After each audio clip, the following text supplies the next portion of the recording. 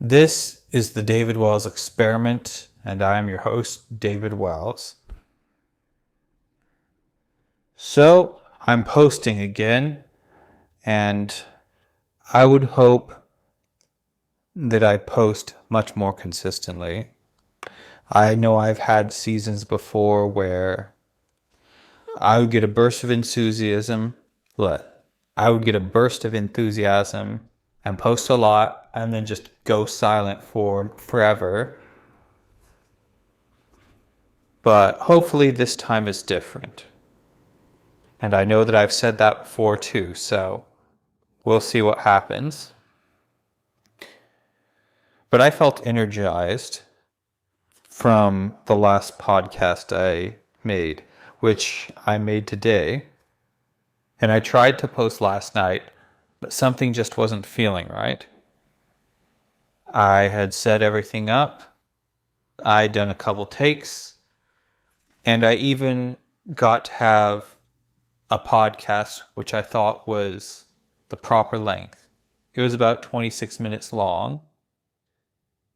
But for some reason, something just kept telling me, this isn't what you want to release.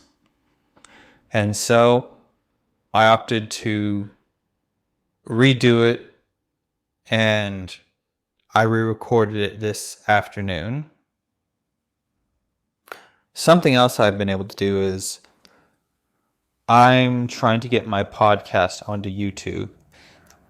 The Creator Studio has an option where you give it the RSS feed and it broadcasts it.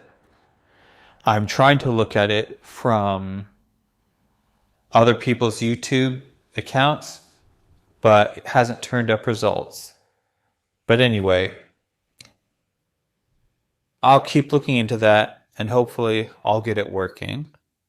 It shows up on my account because it's from my channel, but I don't know how to make it available to other people on YouTube. I guess I recently got encouraged to try podcasting again when people asked me. I decided to post in my work group chat, oh yeah, I have a podcast, and I gave a link. And some people actually listened to it, which was cool.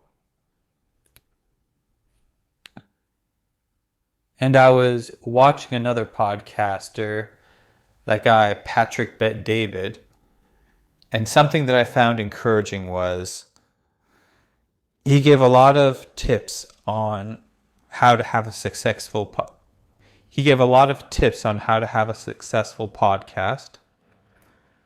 And one of the things that he pointed out was that the top 1% post at least 21 podcasts. And I felt encouraged by that. Why? Because I'd already posted at least about 60 podcast episodes. So I knew I had the capacity to at least make that number. So that was encouraging. One of the things that he said was pick a theme or pick a topic, which is difficult for me because if you've listened to this podcast, it can go all over the place. I talk about a wide range of subjects. And so I've got two ideas that I'm thinking of doing. I am thinking of starting other podcasts, which will be more subject oriented. For example, say I want to talk politics. I start a podcast that would only be politics. Say I want to talk about movies, maybe start a movie podcast. You get where I'm going with this. And I still want to do this podcast, the David Wells Experiment. Now, one way I could build some synergy possibly is this. I'm thinking that I would have a bunch of different podcasts of different subject matters, and I can upload all of them on the David Wells Experiment, but I could also upload all of them on each of their respective channels that have to do with their respective subject matter. So say I do a political podcast episode, I could put it on this one and then put it on the podcast for politics. Or I could do a podcast episode about movies and put it on this podcast, but then also put it on the podcast about movies. You get the idea. So it's something worth thinking about. I've been doing a lot of experimenting recently. One of the things that I've been experimenting with has been AI. I know that that's a boogie word for some people, but there is a use for AI. There are some people who will overuse it and use it in a way that is not conducive to creative efforts. But I think there's a balance that can be reached. I have used AI before. For most of my podcasts, I used an AI called Auto AI. And I remember when I discovered it, it was revolutionary for me. It was very good at isolating background noise and focusing on the voice. That was helpful. Now, while it was very helpful, it wasn't perfect.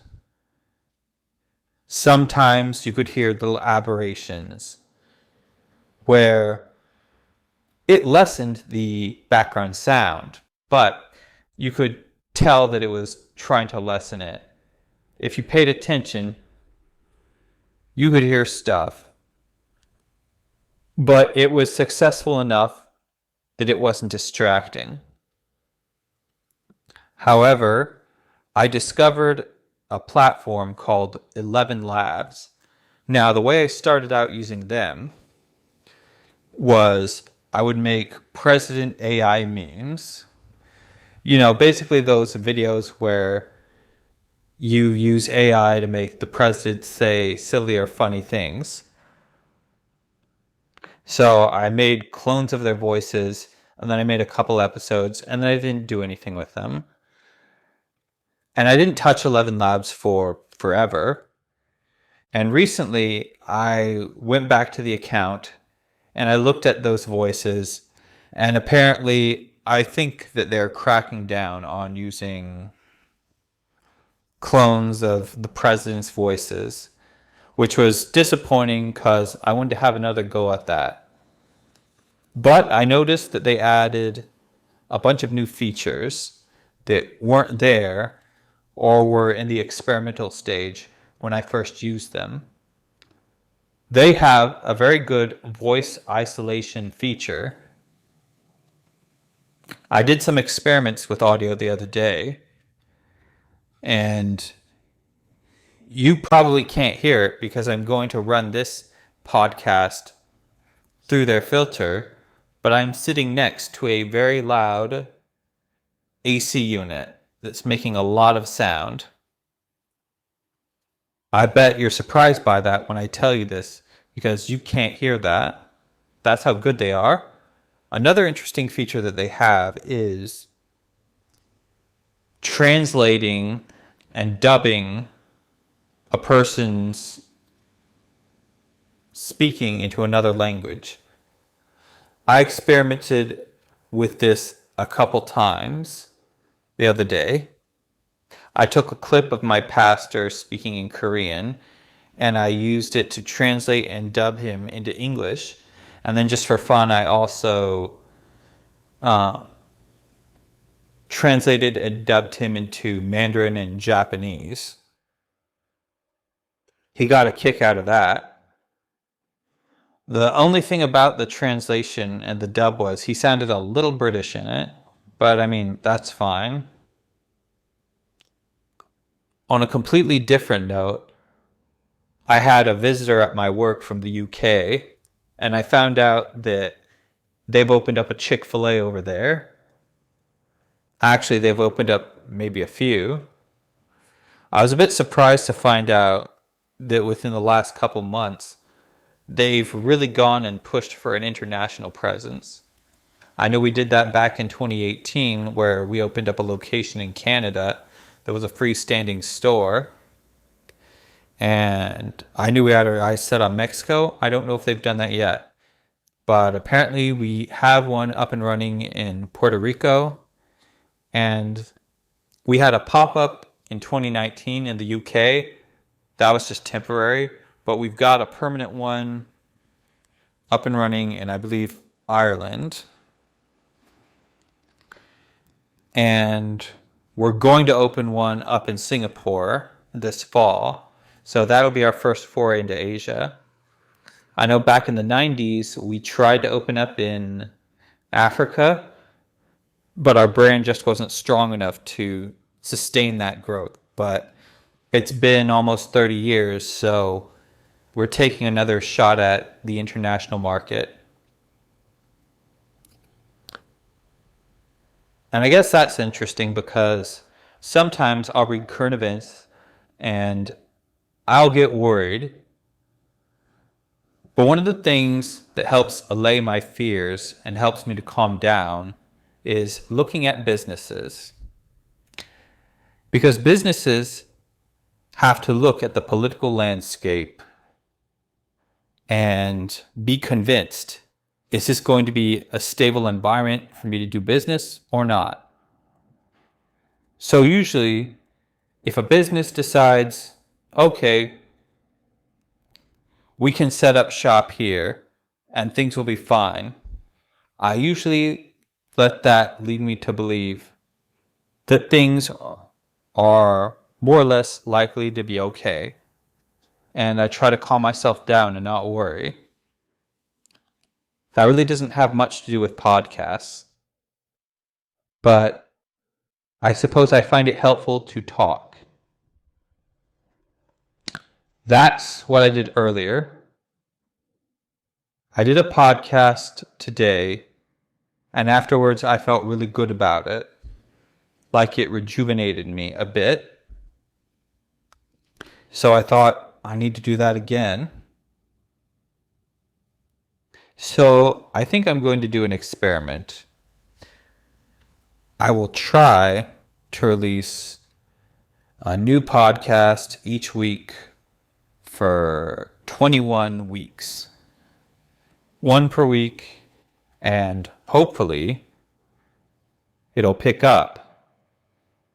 And I think I might start new podcasts particular to subject matter. We'll see how that goes.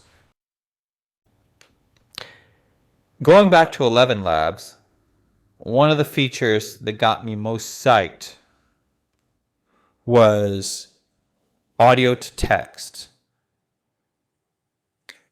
Now, I love the dubbing translation feature, and I loved the voice isolation feature.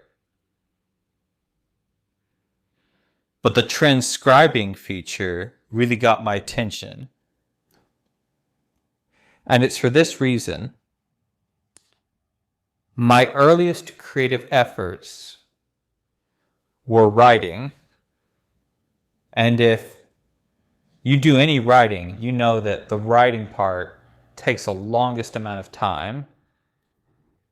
Whether it is typing or handwritten, that's the part that drags out the most.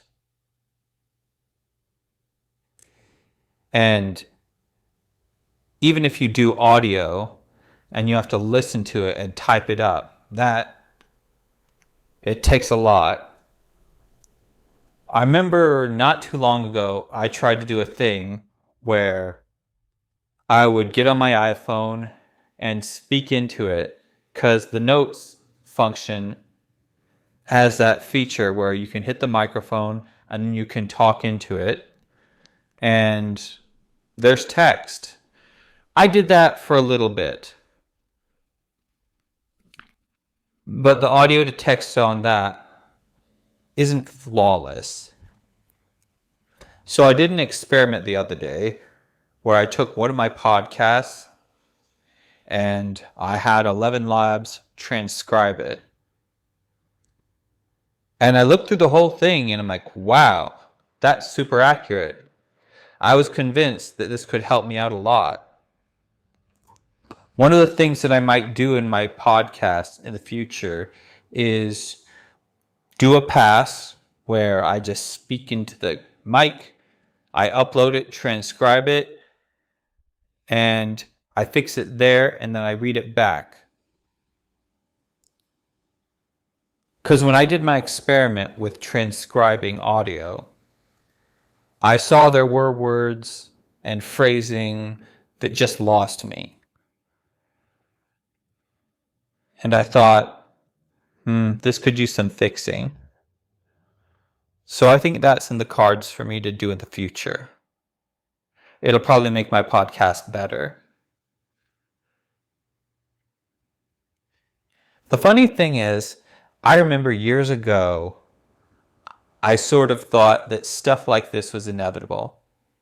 Even before everyone was talking about AI, I had a feeling, what would be the best way to help filmmakers? And I realized one of the biggest problems was clear audio. Like, it's no problem to shoot good imagery. People are much more forgiving of an image flaw than they are audio flaws. I don't know why, but that's just the way we're set up. But if you have a project and there's bad audio, it's very hard to forgive that. And I remember thinking to myself a couple years ago, man, it'd be really cool if there was like a program or something that could isolate the vocals in video, and then if it had some sort of sample of what the person's voice would sound like in high fidelity. Basically, the idea I was thinking of at the time was like kind of the audio equivalent of motion capture.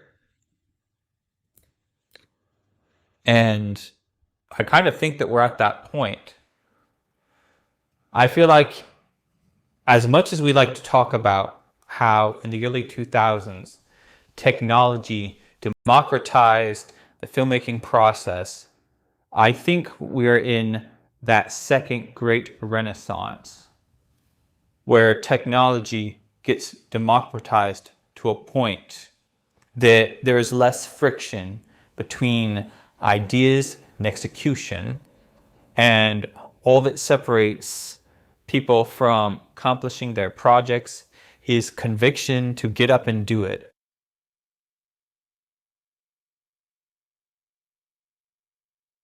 It's kind of funny. Whenever there is a new technology, there is also worry and fear about what that technology could lead to. And rightfully so, because you go back to that old saying, with great power comes great responsibility, from Spider-Man. Technology has the potential for good or bad, so of course that has to always be brought up. But in today's society, with clickbait and with everybody preying on fear, it seems that people get way more focused on what to be afraid of rather than what opportunities to seek. Now, certainly there's a thing where big companies can abuse this technology so that they don't have to pay people. But on the flip side, costs can be lowered so much that smaller creators have an opportunity. And I feel like the smaller creators should take advantage of that.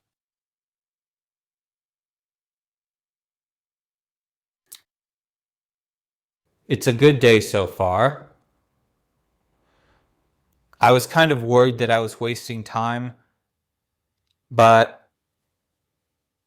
I think as soon as I started to do podcast stuff again today, I felt better about it. There were some things that I didn't get to do that I wanted to do, but that's fine. I'm trying to get better at not feeling I have to make these large Herculean efforts at accomplishing stuff, because really that's the holdover from my high school days. Because in high school, they would burden you with so much work. The first thing they would burden you with was being at school. And you just have to sit there. I know some people are thinking, well, it's school, that's what you do. And it's like, fair enough, but at the same time, it's been that way for the last 100 years, ever since the Industrial Revolution. And we've advanced so much in so many different ways that I feel like it's time to ask, does it have to be this way? So on top of being there for 8 hours a day, they then saddle you with a bunch of homework. You think you get some time to not think about that, but nope. Not only do you have to deal with them for 8 hours a day, when you leave, you have to deal with them for another 8 hours, except it's at home. It's funny because prior to going to high school, I was homeschooled. And I remember telling this to one person, and he says, I need that separation between school and home. And what's ironic is when I went to private school, there wasn't a separation. You deal with the same stuff when you're at home. Yeah, so where is that separation? Because I didn't see it. I can't believe I had to deal with that for 4 years. It's so funny because I've only ever once had a dream where I was at high school again. This is years after I had left. I think it might have even been 10 years. I just have this random dream where somehow I got dragged back and I'm like, no. And then I wake up and I'm like, okay, thank goodness that's not true. It feels very difficult for me to say stay in school to any young kid, because I feel like if they've got a conviction of like, this just isn't doing it for me, I don't know if I can in good conscience say, hey, I know it's rough, but you gotta tough it out and stick in there. Because I have to wonder if the traditional model isn't heading towards obsolescence. I can't help but wonder if the reason we keep the traditional model is because we've gotten so used to having to know where kids are at a certain time of the day for a certain amount of time. And so if they didn't have to go to school, we'd wonder, well, how do we keep track of them?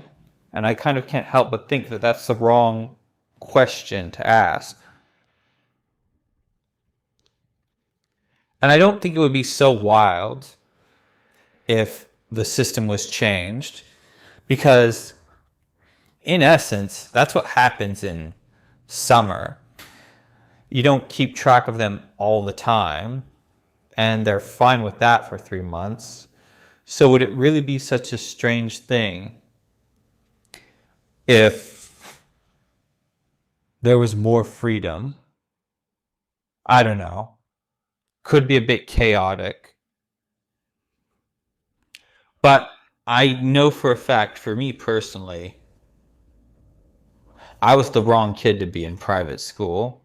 And I don't know that public school would have been any better. I do kind of wish that I had more courage back then. And I feel like I've said this before in this podcast. But probably day one, I should have said, I'm not doing this. I can't stand you guys. If my dad wants to know where I'm at, tell him I went to the bookstore. I should have put my foot down way more. But I was a very obedient child. And I was just way too used to letting people tell me what to do. And you might say, well, you're a kid, you're supposed to do that. But I guess if I had been a bit more unruly, things would have turned out different for me. I know that Steve Jobs, he didn't like the high school he was going to, and he made an ultimatum to his parents. If you guys don't take me to this high school that I want to go to, I'm just going to drop out. And I feel like I should have been that bold, but I was one of those kids who was just afraid of getting in trouble and being disciplined. They just had me conditioned that well. And I wish I had just said, you can do whatever you want to me, punish me however bad you want to, but I'm not going. So what are you going to do about it? And the only time I ever really wish that I could go back in time is just so I could do that.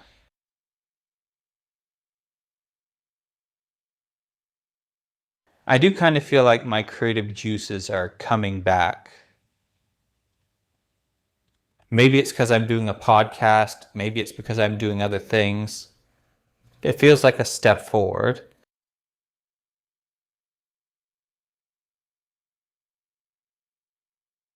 I had a good amount of protein today. I had 2 slices of pizza from Costco, so I got about 80 grams of protein. I wonder what's going to happen. I think that was just some filler words because I didn't know what to say. But I've been trying to get into some better habits.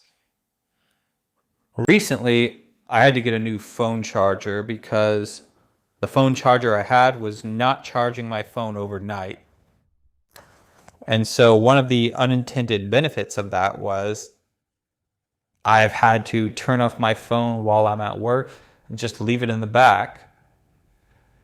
And I've done this before, so I know this, but it's crazy to think that always having that at your side and looking at it can slow down your mind, or just doesn't even necessarily slow down your mind, but it's like you look at it like it's like the old saying of like a watched kettle never boils. When you don't have that to go through, when you don't have that to just constantly look at, it does something to your brain.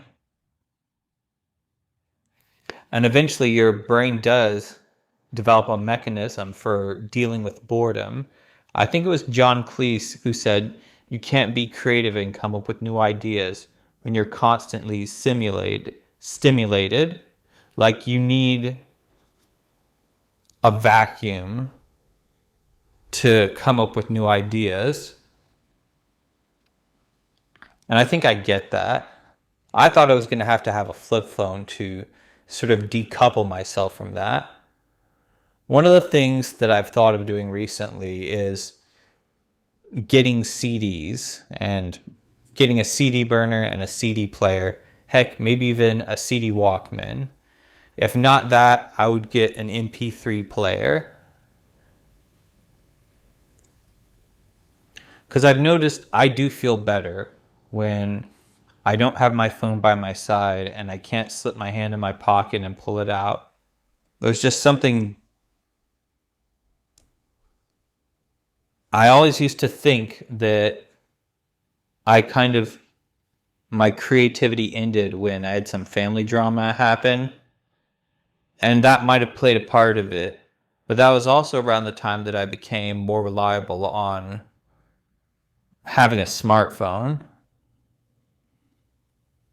It's like those little hits of dopamine. It does something to creativity. I mean, maybe smartphones, maybe they sort of help you regulate your nervous system, but at the same time, I don't know. Maybe you just need trauma to be creative. I'm sure it's one of those things like, no, it's not necessarily that, but I don't know. It's probably, there's a reasonable third way to go about doing that.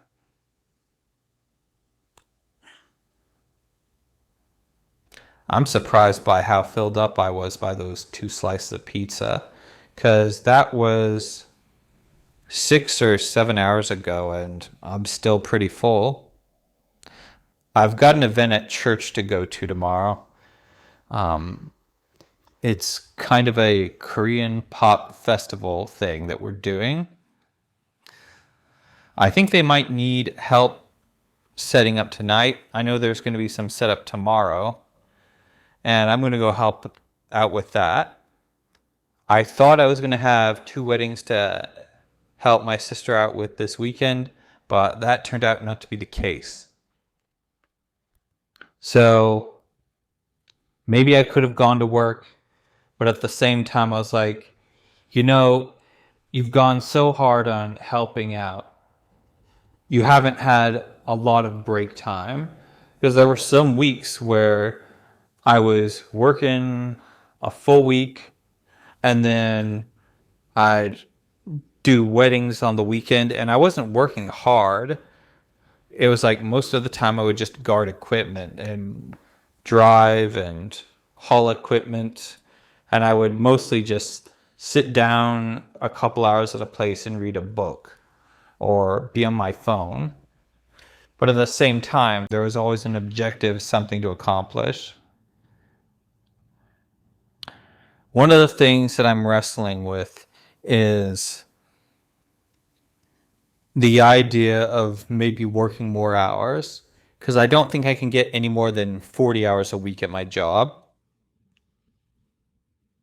And I've thought of the idea of getting 2 jobs and working 70 hours a week just to really catch up and be in the clear on stuff. But there's something telling me that's not necessarily the answer. And so I'm kind of going by that. One of the epiphanies that I've had of recent is I might have too reactive of a mind. And I came to that conclusion when I downloaded a chess playing app on my phone. I know the rules of chess. I know how to move the pieces and where they go. And even when I fought sort of the lowest level AIs on this website, I just kept getting clobbered. And it made me think, I do react to stuff. One of my strengths, but it's probably also a weakness, is that when there's a problem, I don't lounge about waiting for someone else to solve it. I take care of it immediately. But I realized in chess that didn't translate well. I basically had to sit there and look at the board and think, okay, if I move here, what is that going to likely lead to? I had to be much more long-term and not short-term thinking. I realized that I was much too reactive. And I think largely society has gotten too reactive. I think that's why social media can have an effect on people's behavior. And it's not so surprising. If you look at a fair amount of posts, they'll read breaking news to get your attention. And I think somewhere down the line, people realize that dangerous, scary news gets your attention more than good, happy news. Because I think it's a biological thing. Because I don't think people have a mechanism in their brain for that reacts the same way. If everything's fine and going well, people are like, oh, then what do I need to be worried about? But you get in that fight or flight mode, get the amygdala going. You're like, oh my gosh, what happens? Or what's going on? And reactive, panicky news gets the most attention, gets the most engagement. So, of course, people try to freak you out online. So that's something when I read news articles, I'm very cautious about. A rule I have is if they're trying to sell me something, then I take what they say with a grain of salt. Like, I'll click on a YouTube channel, and if they've got a merch store, and I'm getting slight scary vibes from them, I'm like, okay, are they really concerned for me? Or are they just trying to make a quick buck, which there's nothing wrong with that. But it seems to be some form of high pressure sales tactics. Like you make people fear that they're missing out. Anyway, I don't know. This podcast is going on a bit longer than I thought it would. Probably by the time this podcast goes out, the event I was talking about that's going to happen tomorrow will have already happened and it'll have been a while. It's surprising how helpful this is, just talking, getting my thoughts out and letting them air out.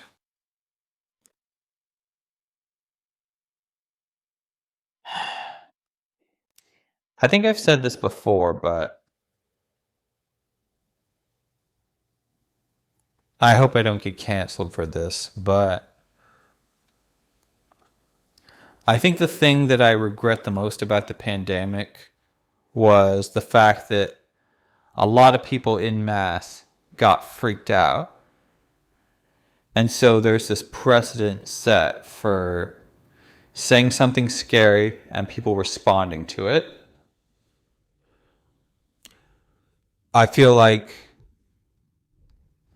my personal opinion is that that's the reason why people didn't respond to similar biological threats in the early 2000s and the early 2010s, because we hadn't become that attuned to scary news. We weren't in as much of a fight or flight thing. Whereas by 2020, our buttons could be pressed that easily. So I get really skeptical whenever I see an article on Facebook or something. Usually it is from the Daily Mail, and it'll say, breaking, the next big pandemic here. People are scared, and it's like, sometimes I don't even bother clicking on the article, because I know, are they just trying to get us into a frenzy? And the most I'll comment in the article is, nice try, Diddy. But it's one of those things where it's like, you can't ignore it, basically. Which I kind of wish that's what we did in 2020. I'm sure I could be corrected on that.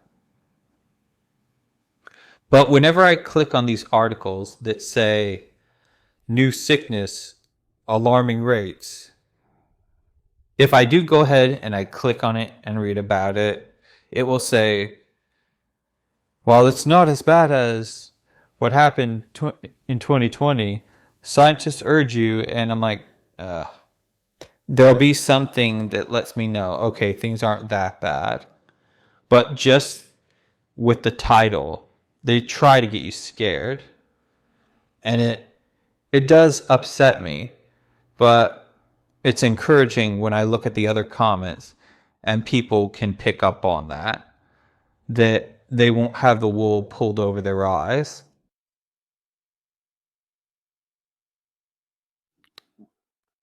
But anyway, I suppose that now that I'm saying but anyway, I should maybe end this podcast soon. It's been 40 minutes. Wow. Well, this is helpful. I definitely need to do more creative things. And yeah, sorry if I ended things on a down note, but I really need to make an effort at achieving my dreams more. And so, in some ways, I feel like I've sort of wasted my 30s. They're almost over. I've got 2 years left where I can say I'm in my 30s, and then I'll be 40. And I really don't feel that different. Excuse me. But, then another 20 years will go by, and yeah, it's wild how quick time goes. But anyway, I guess I'll go ahead and end this episode for today. This has been the David Wells Experiment. Have an absolutely super day, and I hope all your dreams come true. Bye.